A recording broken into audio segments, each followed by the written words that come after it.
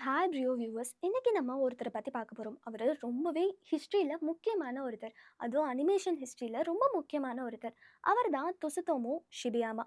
இவர் அப்படி என்ன பண்ணிட்டாரு அப்படின்னு கேட்டிங்கன்னா, இவர் ஜப்பானில் லைஃப் டைம் அச்சீவ்மெண்ட் அவார்ட் வாங்கியிருக்காரு. அது மட்டும் இல்லாமல் இவரை ஃபாதர் ஆஃப் நேஷனல் அனிமேட்டர் அப்படிங்கிற டைட்டிலும் இவருக்கு கொடுத்துருக்காங்க. அவர் ரொம்ப பெரிய லெஜெண்ட்னு ஏன் சொல்கிறேன்னு இப்போ உங்களுக்கு தெரியும். இவரோட கரியர் ஸ்டார்டிங்கில் ஒரு ஜூனியர் அனிமேட்டராக வந்து ஜாயின் பண்ணியிருக்காரு.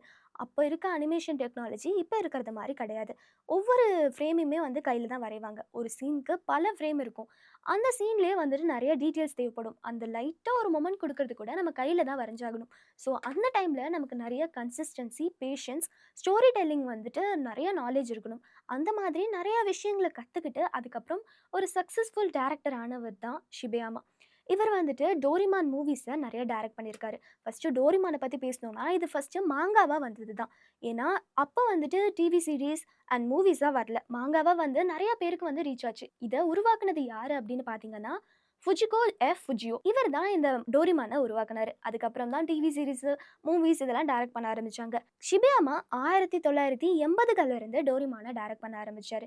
இவரோட பங்களிப்புங்கிறது ரொம்பவே முக்கியமான விஷயம். டோரிமான் வந்து பொதுவாக எப்படி சொல்லணும்னா 22ஆம் நூற்றாண்டில் ஒரு ஃபியூச்சரிஸ்டிக் ரோபோட் வந்து நோபிட்டா அப்படின்னு ஒரு கேரக்டருக்கு ஹெல்ப் பண்ணுறதுக்கு வருது. நோபிட்டா வந்துட்டு ஹீரோ கிடையாது. அவர் ரொம்ப வீக், ஸ்ட்ரென்த்லெஸ் கேரக்டர். நிறைய ஹெல்ப் தேவைப்படுது. ரெஸ்பான்சிபிலிட்டிங்கிறது கொஞ்சம் கூட இல்லாத ஒரு கேரக்டர். அப்போது இந்த ரோபோட் வந்து ஜாயின் ஆகுது. இவங்க 2 பேருக்குள்ள இருக்க இந்த ஃப்ரெண்ட்ஷிப் இதெல்லாம் ரொம்ப அழகாக காமிச்சிருப்பாங்க.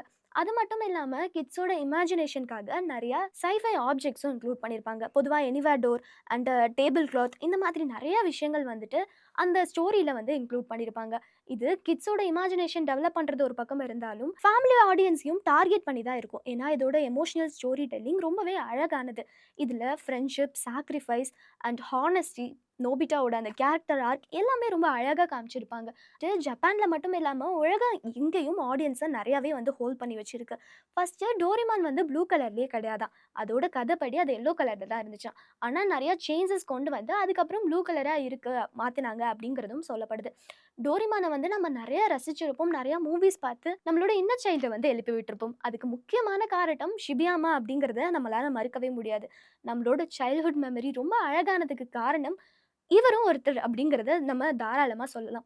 அது மட்டும் இல்லாமல் இவர் இப்போ ரீசெண்டாக மார்ச் 6ஆம் தேதி 2026 அப்போ லங் கேன்சரால் இறந்துட்டாங்க அப்படின்னு சொல்லப்படுது. ஒரு லெஜெண்ட் வந்துட்டு ஒரு அழகான லெஜெண்டரி மூமெண்ட், அழகான சைல்ட்ஹுட் மெமரியை நமக்கு கொடுத்துட்டு அவர் வந்துட்டு மறைந்திருக்காரு. இவரோட இந்த படைப்பு நம்ம ஜெனரேஷனுக்கு மட்டும் இல்லாமல் அடுத்த ஜெனரேஷனுக்கும் இந்த லெகசி ஃபார்வர்ட் ஆகுது. இவரை பற்றி நீங்கள் என்ன நினைக்கிறீங்க? கமெண்ட்டில் சொல்லுங்கள். லைக் பண்ணுங்கள், ஷேர் பண்ணுங்கள். இவரை பற்றி நீங்கள் இன்னும் நிறையா தெரிஞ்சுக்கணும்னு நினச்சிங்கன்னா பார்ட் 1 கமெண்ட் பண்ணிடுங்க.